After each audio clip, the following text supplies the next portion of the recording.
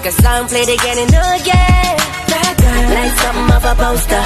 That girl is a dime, they say.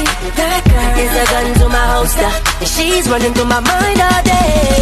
Hey, Shawty's like a melody in my head that I can't keep out. Got me singing like na na na na every day. It's like my iPod's like a replay, replay.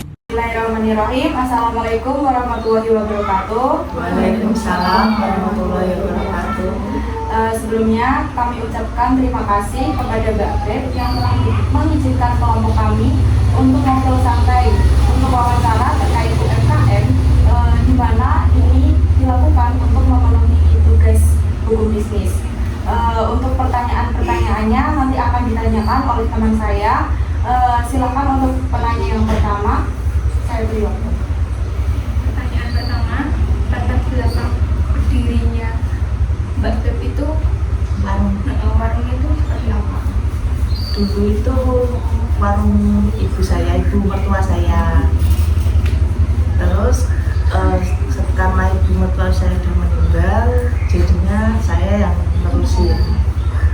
Ya dari tahun berapa ya? 2010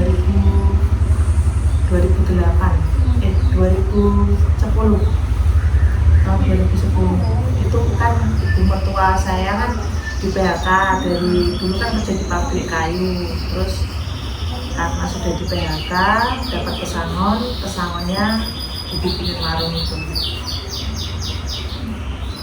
Asal mula namanya warung Mbak Beb itu apa?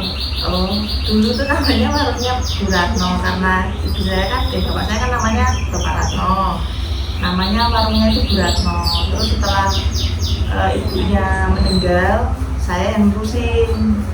Waktu itu awalnya itu anak-anak mahasiswa itu kalau makan datang ke warung tuh langsung pesan, Mbak nasi lah.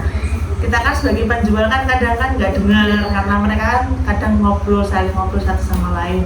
Waktu dipanggil mau pesen apa Mbak nggak ada yang dengar. Terus waktu aku panggil Beb mau pesen apa, pada nengok semua. Makanya terus sekarang kalau manggil anak-anak tuh selalu bilang Beb mau pesen apa. Kalau dia dipanggil Beb selalu nyaut gitu ya, nyaut mau pesen ini mbaknya lucu kok panggilnya Beb. Terus lama-lama kelamaan mereka panggilnya saya Mbak Beb ya. Makanya terus warungnya diganti nama jadi warung Mbak Beb. Kemudian pertanyaan akan saya lanjutkan, yaitu yang nomor 4. Kira-kira apa saja menu andalan dari warung Mbak Beb? Kalau dulu sih menu andalannya pecel ya, nasi pecel, lontong pecel. Terus lama-kelamaan kayaknya mahasiswa tuh seringnya nggak suka makan sayur. Terus sekarang menu andalannya dicari ayam kayaknya sekarang sama sotonya. Berarti kira-kira target pasar utamanya itu siapa? Ya mahasiswa itu sendiri, sama dosen, sama cleaning service situ, kopinya sih. Terkait dari dulu waktu masih diurus sama itu sampai sekarang kira-kira perkembangan usahanya kira-kira apa kalau yang setelah dipegang sama Mbak? Perkembangan gini ya, dulu kan mahasiswanya lebih banyak karena dulu masih ada fakultas farmasi, PJKR sama teknik. Itu pokoknya seluruh fakultas kan di bawah semua. Jadi warungnya tuh pokoknya rame dulu. Waktu saya bantu mertua itu sehari itu nasinya bisa habis ya sekitar 15 kiloan. Tapi setelah mereka pindah, kan ada yang dipindah di atas, jadinya ya berkurang, omsetnya jadi berkurang. Apalagi setelah saya pegang itu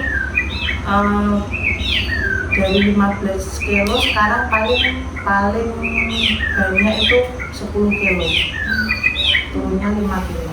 Nasinya ya, kalau lauknya ya nggak jauh beda sih, cuma soalnya kan kadang anak-anak nggak beli nasi, cuma beli lauk aja.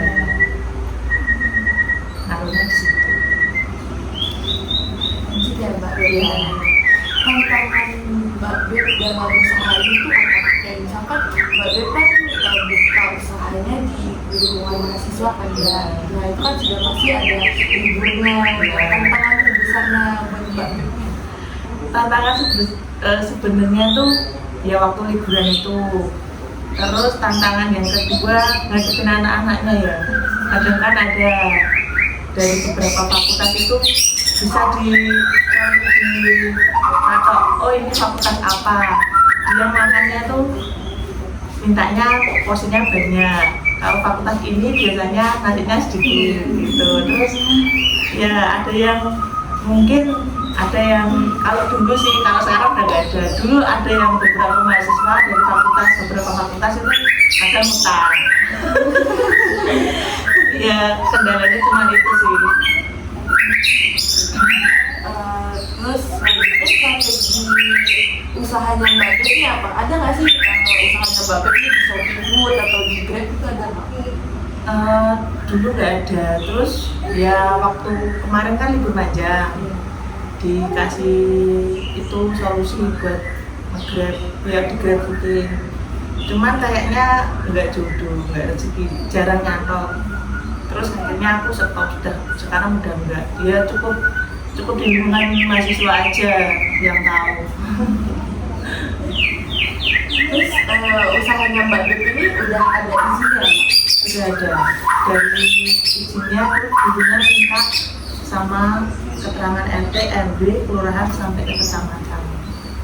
Nanti dari kecamatan didaftarkan lagi di OSS ini. Selanjutnya, apakah usahanya Mbak Beb ini memiliki legalitas usaha?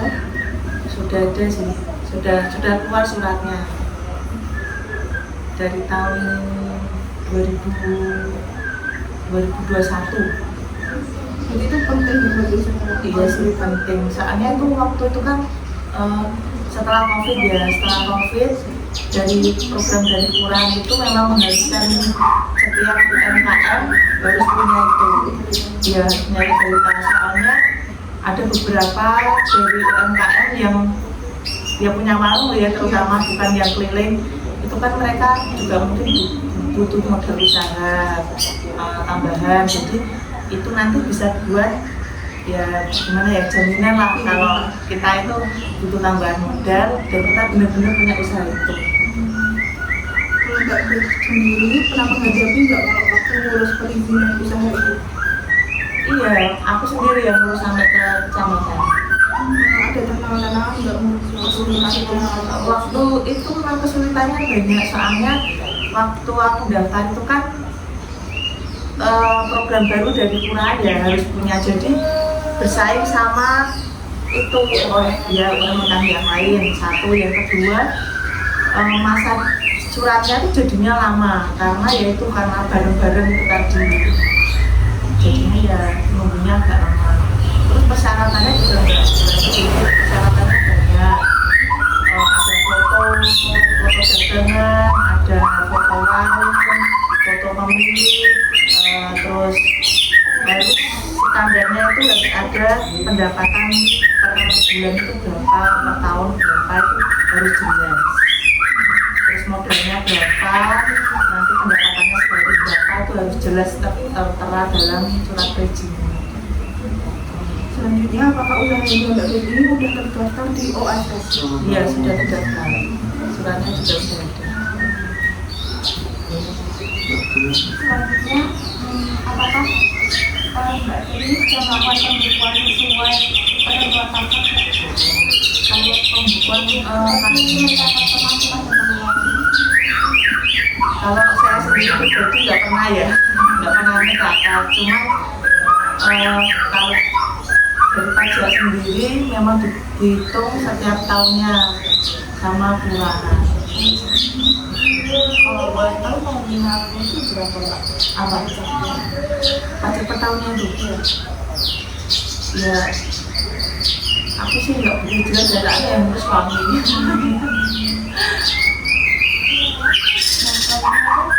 Prospek usaha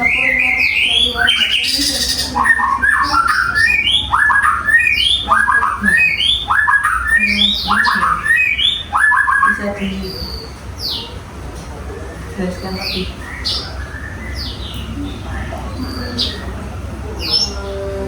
Jadi misalkan ini untuk kedepannya misalnya Mbak Beb ini tuh bakal terus dan menaati prosedur legal dari bisnis nggak kayak misalkan bakal selalu pajak bayar pajak atau Ya seharusnya seperti itu ya. Seharusnya kalau selama warung itu berdiri, kampungnya juga masih ramai, masih jualan, ya harus ikut itu, harus ikut peraturan pemerintah.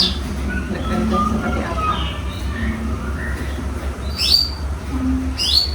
Oh ya Mbak, untuk pertanyaan dari saya itu kan tadi Mbak Beb bilangnya dulu kan waktu masih fakultas baca di sini kan Mbak Beb jualannya laku ya, Mbak Beb nggak mau buka cabang gitu di ya unit atas. Sudah pernah mencoba buat kesana cari tempat. Kan kalau mau jualan kan ya cari tempat dulu, terus pengenalan dulu lingkungannya kayak apa gitu, terus tanya-tanya daerah situ. Ternyata di situ daerah situ tuh susah buat cari tempat buka warung, tuh susah, terutama perizinannya. Soalnya warga situ kebanyakan itu nggak ngizinin orang luar dari daerah lain itu masuk ke situ, diutamakan yang ya daerah situ.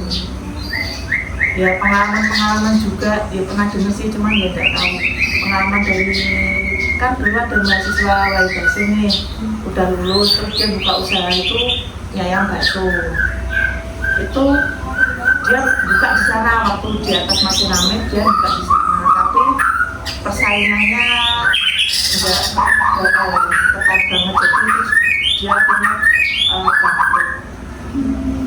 gelar di Gunung Tikar nggak jadi jualan lagi. Makanya kita kalau mau buka di sana tuh ya mikir-mikir lagi, oh ternyata kendalanya banyak, jadi ya nggak jadi buka cabang dulu.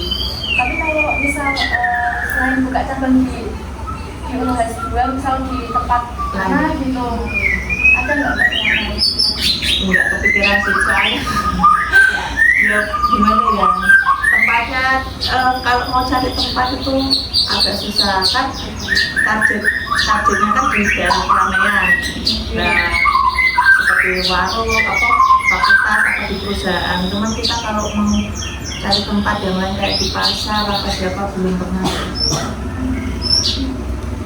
Terus Mbak Beb ada nggak harapan atau saran gitu buat usahanya Mbak Beb ke pemerintah daerah atau pusat gitu? Kalau itu sih harapannya sih dari kampus dulu ya, dari kampus dulu. Kan kita kan buka warung di situ berdasarkan mahasiswanya. Kalau sering online itu juga susah buat kita, kadang udah jualan ternyata nggak ada anak, katanya online enggak, makanya nggak pada datang. Itu juga ya minta pengertiannya mungkin supaya nggak online terus gitu. Kalau dari pemerintahan sendiri sih lebih ke ya mungkin itu bantuan modal. tapi ketika Mbak Beb terus isi usaha di pemerintahan itu ada nggak sih bagian atau langkah-langkah yang diharuskan buat melanggar aturan, kayak misalkan kita sebagai yang punya usaha harus nyogok dulu kepada pemerintahnya? Enggak ada. Karena waktu itu kan memang kewajiban ya, jadi ya harus ngantri, kecamatan juga ngantri sebisa dia, terus kan juga ditanya-tanya juga dari badan OS-nya, dikasih pertanyaan itu jualannya apa aja, terus bahan-bahannya apa aja, gitu. Sampai kita sampai punya berapa kompor, punya berapa tabung gas, gitu. Jadi kalau banyak kok kayaknya enggak sih, Nggak ada kekurangan apa-apa ya? kalau pendaftarannya enggak. Cuman yang menurut saya ini ya, itu kan waktu itu kan pemerintah itu kan membagikan apa habis COVID itu pemerintah itu mencanangkan bantuan modal usaha, tapi gratis, maksudnya nggak pinjam gitu loh, dikasih cuma-cuma. Cuman standarnya yang seperti apa kita nggak tahu, soalnya ada yang dapat ada yang tidak. Makanya itu kita kan sebagai UMKM jadi tanda tanya loh. Itu kan maunya udah gede, kenapa malah dapat, sedangkan kita UMKM yang kecil-kecil kayak gini malah nggak dapat gitu kan. Itu cuma jadi tanda tanya sih waktu itu ya. Kalau pas misalnya tulis kayak tulis presiden itu kan tadi nggak ada tantangan ya, tapi kalau misal apa sih yang membuat ada yang membuat sulit, apa ya, kayak hal yang menonjol yang paling sulit itu ya dari pemerintahnya itu ada ngasih kayak kesulitan berbagai penulis ya. Waktu itu kesulitannya memang persaingan dari UMKM yang lain. Kalau dari pemerintahnya dimudahkan, soalnya ada petugasnya itu caranya membimbing. Kalau kan ada nggak semua kan mudah kayak aku, ada yang tua dan gitu kan, juga ada lewat online. Soalnya kan online dulu, habis berdasar online, baru nanti di kecamatan ditanya-tanya lagi, dibimbing lagi, terus baru didaftarkan. Ya kayak kalau kayak kan masih muda, kalau ini online kan udah bisa. Kan ada ini orang tua yang datang, itu mereka support kok, bantuin ibu bapaknya itu yang nggak bisa online di online didaftarin. Kalau dari pemerintah kayaknya enggak dipermudah. Terus selama usahanya Mbak Baby berjalan, ada nggak sih pungutan liar gitu Mbak dari orang-orang, mungkin dari pemerintahan atau mungkin dari ormas gitu ya? Kita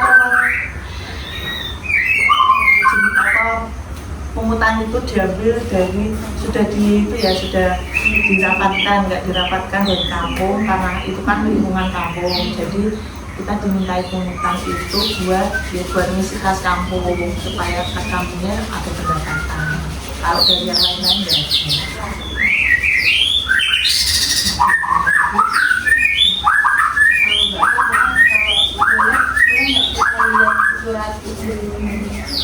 Boleh.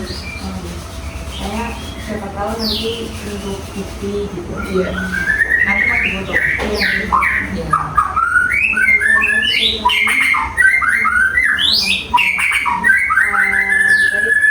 Itu tadi pertanyaan dari kami.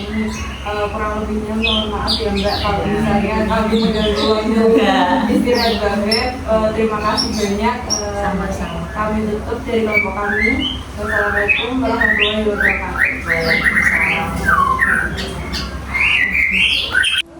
Dari wawancara kami, dapat disimpulkan bahwa pelaku UMKM seperti warung makan bukan hanya menjalankan usaha secara tradisional, tapi juga mulai menyadari pentingnya aspek legalitas usaha. Hal ini terlihat dari upaya mereka mengurus izin usaha seperti NIB. Legalitas seperti ini penting karena akan memberikan kepastian hukum keamanan dalam menjalankan bisnis. Kami memahami bahwa hukum bisnis tidak hanya soal izin, tetapi juga soal bagaimana pelaku usaha melindungi hak konsumennya. Seperti di warung makan Mbak Beb, perlindungan konsumen terlihat dari kebersihan makanan yang selalu dijaga, harga menu yang jelas dan terbuka, serta pelayanan yang ramah dan jujur. Hal-hal ini mungkin terlihat sangat sederhana, tetapi justru sangat penting dalam mencerminkan penerapan hukum bisnis dan membangun kepercayaan pelanggan dalam praktiknya. Selanjutnya, dari sisi tanggung jawab negara, pelaku UMKM juga turut berkontribusi dalam pajak. Terdapat skema pajak UMKM sebesar 0,5% yang sederhana dan bisa dilakukan jika usaha sudah memiliki izin resmi. Hal ini menunjukkan bahwa hukum bisnis turut menciptakan keseimbangan antara hak dan kewajiban dari pelaku usaha terhadap negara. Dari wawancara ini, kami belajar bahwa banyak perilaku UMKM yang belum sepenuhnya memahami tentang hukum bisnis secara detail. Namun, keinginan untuk belajar dan beradaptasinya sangat tinggi. Disinilah peran pemerintah, mahasiswa, dan masyarakat sangat dibutuhkan karena untuk membantu mengedukasi bahwa hukum mudah dipahami dan adaptif. Nah, hukum bisnis tidak hanya milik perusahaan yang besar, justru UMKM lah yang sangat membutuhkan kepastian hukum agar usahanya dapat berkembang lebih profesional, mendapat kepercayaan oleh pelanggan, dan berpeluang mendapatkan akses ke bantuan pemerintah, perbankan, maupun pasar digital. Jadi, kesimpulan dari wawancara tersebut, penerapan hukum bisnis dalam UMKM adalah langkah awal menuju ekonomi yang lebih tertib dan inklusif. Untuk itu, mari kita bersama-sama mendukung pelaku usaha kecil untuk terus tumbuh dan berkembang dengan cara yang benar secara hukum. Terima kasih sudah menonton video ini, semoga bermanfaat dan menginspirasi. Wassalamualaikum warahmatullahi wabarakatuh.